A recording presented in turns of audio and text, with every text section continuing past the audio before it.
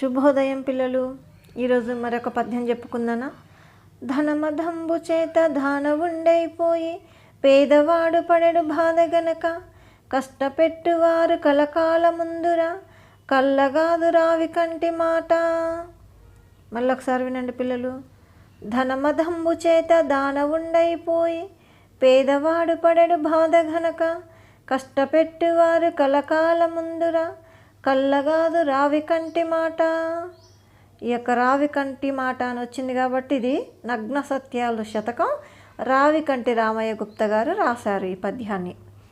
ధనము అంటే తెలుసు కదా, సంపద.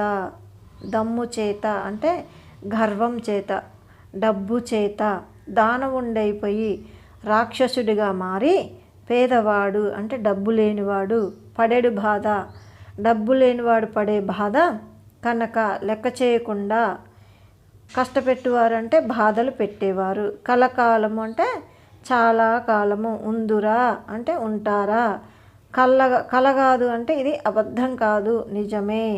రావికంటి మాట. ఈ మాటలు రావికంటి రామయ్య గుప్త చెప్పినవి.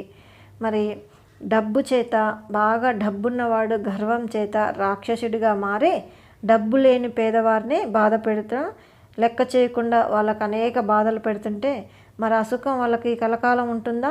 ఉండదు. ఇది అబద్ధమే కదా అని ఈ యొక్క పద్య తాత్పర్యము. చూడండి మళ్ళీ ఒకసారి. ధనబలంతో రాక్షసులుగా మారి పేదవారు బాధపడుతున్న లెక్క చేయక వారిని కష్టాలు పాలు చేసే మానవులు కలకాలం నిలవరు కదా, ఇది నిజం అని కవి భావన. దీని యొక్క తాత్పర్యం ఇది. మరి యొక్క పద్యం చదువుకున్నానా. సత్పురుషులు మైత్రి సలుపుగా మనసిమ్ము కమలనైనా నిన్ను గాంచనిమ్ము విశ్వశాంతి కోరి విజ్ఞానమేయమ్ము సిద్విలాష భాష శ్రీనివాస.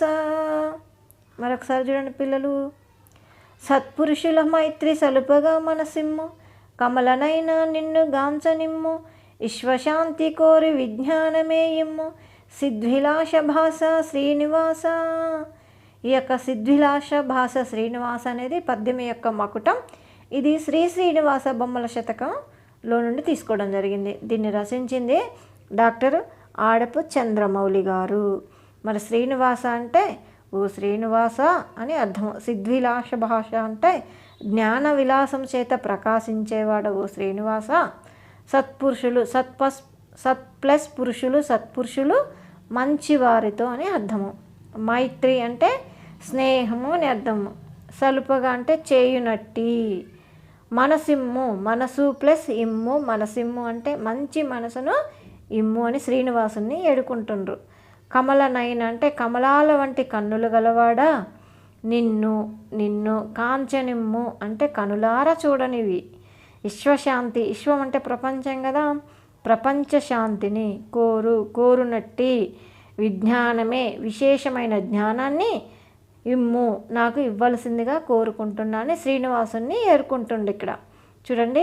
ఓ శ్రీనివాస, జ్ఞాన విలాసం చేత ప్రకాశించేవాడా, మంచివారితో స్నేహం చేసే మనసుని, కమలాలంటి కన్నులు గలవాడా, నేను కన్నులార చూడనిచ్చే ప్రపంచ శాంతిని కోరే జ్ఞానాన్ని నాకు ఇవ్వని ఇక్కడ శ్రీనివాసుని ఏడుకుంటుండు. ఇది ఈ యొక్క పద్య తాత్పర్యము. మరొక పద్యం చదువుకుందానా. జననీయు జన్మభూమియును స్వర్గము కన్న ఘనమ్ములన్న సూక్తిని వెలయింప సత్యమని దివ్యపుర వైక నవ్య దీప్తిని కలిగింప మాతృపద పీటి శిరంబు త్వజించు తెంపు నీ వనిషము గూర్పు యాదగిరివాస నృసింహ రమైభో ప్రభో. మరొకసారి చూడండి.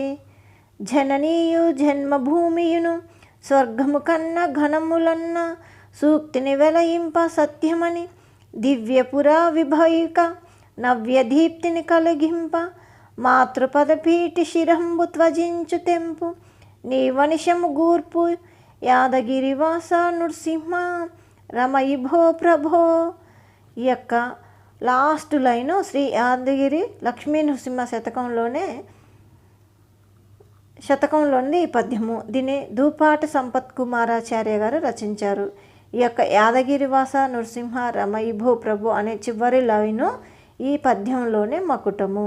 యాదగిరివాస అంటే యాదగిరి గుట్ట పైన ఉండే నృసింహ ఓ నరసింహస్వామి, రమ ఇభో అంటే లక్ష్మికి భర్త అయిన ఓ నరసింహుడా, ప్రభు అంటే ఓ ప్రభు, జననియు తల్లి అని అర్థము, జన్మభూమి అంటే పుట్టిన ఊరు అని అర్థము లేదా పుట్టిన భూమి అయిన అర్థము, స్వర్గము కన్నా స్వర్గం కంటే ఘనములు, ఘనము అంటే గొప్పవి, తన తల్లి పుట్టిన భూమి స్వర్గం కంటే గొప్పవి అంట అన్న అనే ప్లస్ సూక్తిని మంచి మాటను వెలయింప అంటే గొప్ప, సత్యము ప్లస్ అని సత్యమని అంటే యాదగిరి నివాసంలో ఉండే ఓ లక్ష్మీదేవి భర్త అయిన నరసింహస్వామి, జన్మనిచ్చిన తల్లి, జన్మభూమి రెండు కూడా స్వర్గం కంటే మిన్నంట.